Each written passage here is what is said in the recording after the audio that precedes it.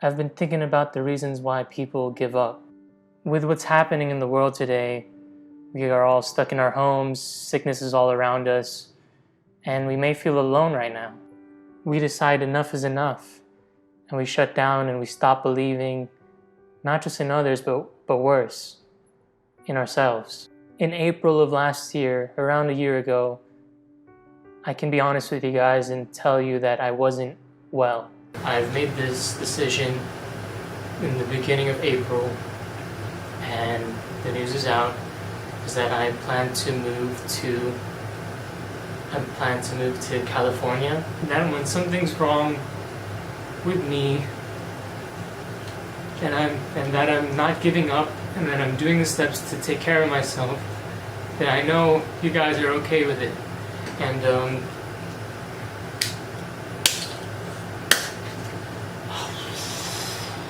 I didn't really sleep at night. I wasn't motivated to do anything. And it was a time when my parents and my brother had left for reasons out of our control. You have to know that I've had a very complicated life. I have moved around 15 times throughout my existence. And when you're a kid and you don't have this stable environment growing up, your home starts to become your family.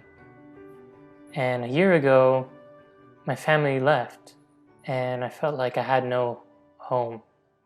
It was a very dark place for me at the time. I'm sure all of us have experienced something like this one or another. We experience a lot of mental breakdowns due to loneliness or feeling trapped within our own thoughts. Please listen to me when I tell you this. It's going to be all right. For me personally, I am a man of faith, so that means I believe in God, and I believe that in our moments of suffering and pain, He can see us. I believe that He knows the problems that we face internally. We can endure with prayer, and we have to trust and believe in the things that we can't see, because right now we may be experiencing pain, and we may be experiencing confusion and all sorts of emotions, but it's just right now. If we put our minds and we put it into the future, the things that we don't see and we don't understand yet, that's what helps us to push us through. Us as humans, I understand that it's hard for us to believe in something that's not in front of us. We have to change our concept or our mindset into believing in this thing that we can't see. If we look back in our lives, maybe like a couple of years ago, when you were going through the last hurdle or problem in your life, and you thought, I can't go on, I can't do this anymore, I'm tired and I'm in pain. Remember that time in the past, and look where we are now. Did we give up? Did we lose our faith? Did we lose courage? Or did we slowly forgive ourselves? Did we slowly get back up? And did we make it through? The point is, there's always something good after the pain that we feel. And if we let our minds believe that it's the end, then that's it. There's nothing left to walk towards. We need to believe in what's ahead in our lives, the things we can't see yet. And that is called hope.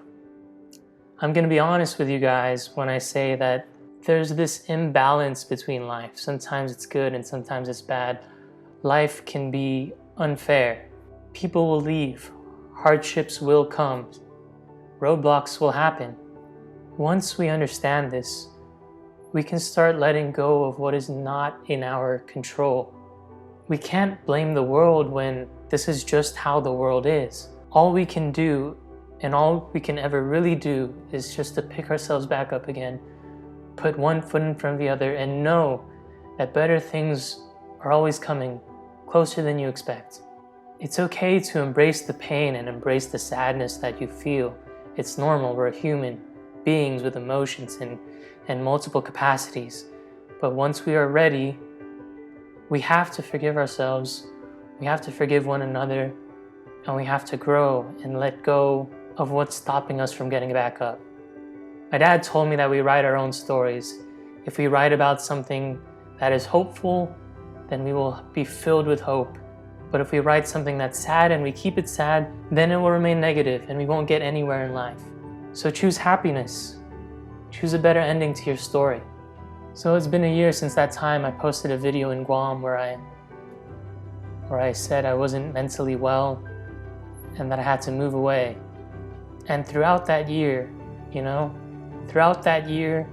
I used to think that it was the environment, it was the people around me that made me feel this way, or just I put the blame on something, I always put the blame on the things around me. But when I moved to LA and I saw the city and everything, had little moments of happiness, and then I would go back home and I would still feel a little bit sad. And it's this type of sadness where you can't put a reason to it. It's like, I don't know why I'm sad, and that's kind of like one of the worst things when you don't know why you're feeling a certain way.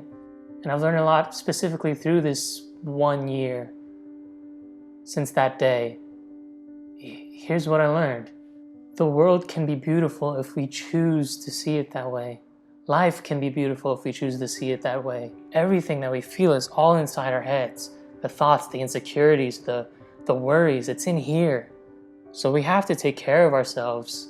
During that time, I was a teacher. I didn't know this, but she saw that YouTube video I posted a year ago.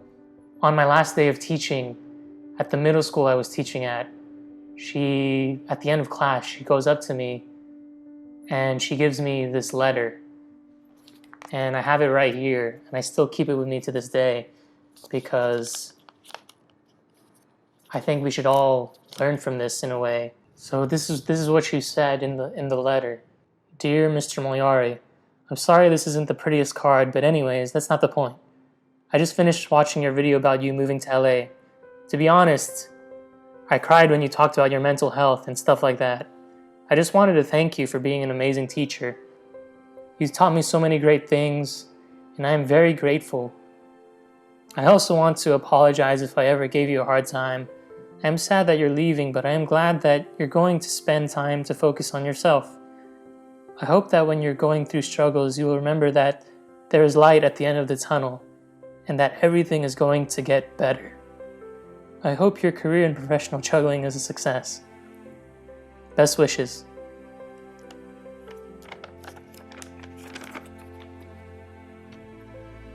A 12-year-old girl wrote that for me, and it changed my life.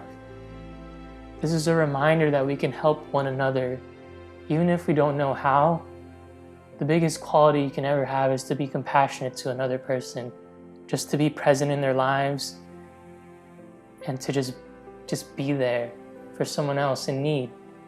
You never know who you can save. And like with the support of my family, my parents, my brother, I didn't give up, and I'm here. And whenever I get sad or I lose hope, I think of everyone that's been there for me, and I think about the letter that one of my students gave.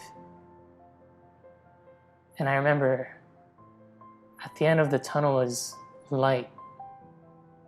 At the end of the tunnel is love. For the people who want to give up and just stop, this is a reminder to you, and this is even a reminder to myself. Don't give up. Don't give up.